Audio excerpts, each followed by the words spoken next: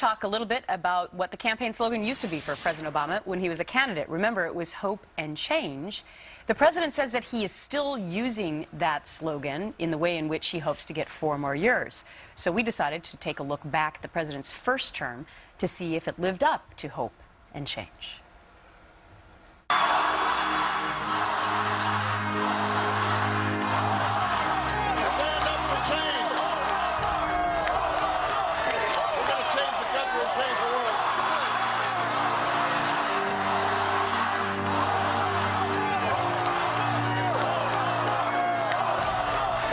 It is time to stand for change.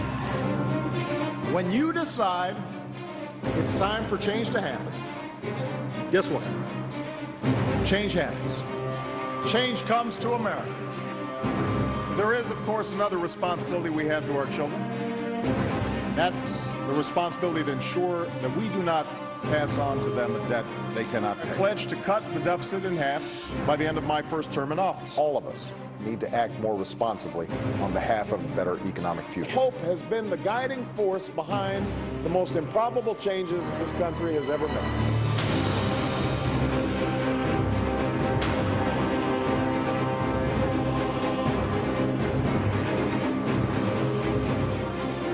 We cannot wait for good jobs and living wages and pensions we can. Jobs must be our #1 focus. We know it's time to create the good-paying jobs and jobs that pay well and can't be outsourced.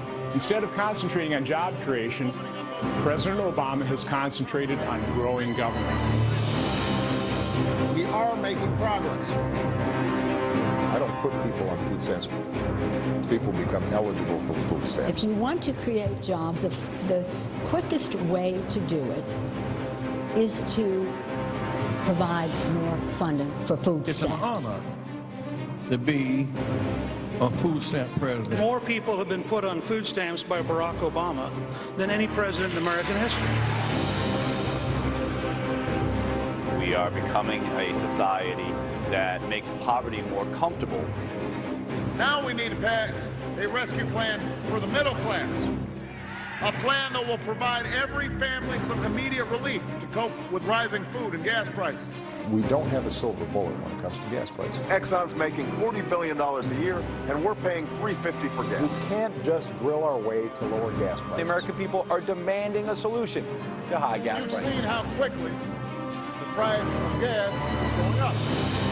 If you're complaining about the price of gas and you're only getting 8 miles a gallon, well, you definitely need a hybrid van then. The price at the pump is painful, but the agony doesn't end there. Gasoline prices have gone up, food prices have gone up. Faced with soaring shipping costs, food suppliers and manufacturers are raising prices. It must be catching on because in these last few weeks, everyone's talking about change. I'm thinking about the Americans who are losing jobs and homes and their life savings. Hardworking Americans who deserve to know that their efforts have resulted in a secure future, including a secure retirement. This recession has not only led to the loss of jobs, but also the loss of savings. Having too little in savings places in jeopardy so many dreams. So much of their hard-earned savings have disappeared.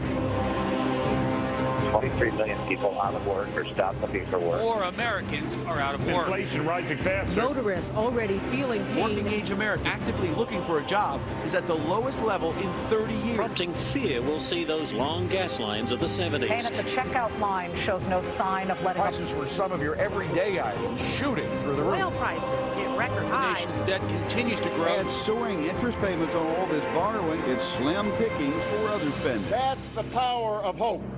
That's the change we seek. That's the change you can stand for. All right. Hats off to Chris White, one of the producers on our team. He's been in a small editing room for the last couple of weeks, reliving the last 4 years.